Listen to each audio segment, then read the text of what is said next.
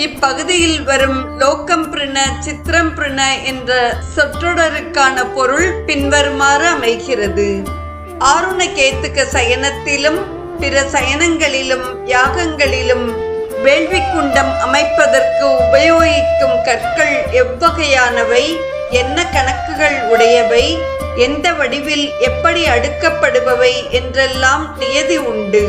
அதில் குறை ஏற்படாமல் இருப்பதற்காகவே இங்கு இப்பிரார்த்தனை செய்யப்படுகிறது.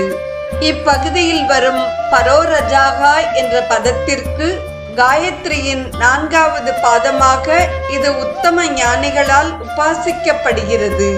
தத் சவித்துர் வரேண்யம் என்பது முதல் பாதம். பர்கோ தேவஸ்ய தீமகி என்பது 2வது பாதம். தியோ யோன பிரச்சோதயாத் என்பது 3வது பாதம். பரோரஜசே சாவேதாம் என்பது 4ஆம் பாதம்.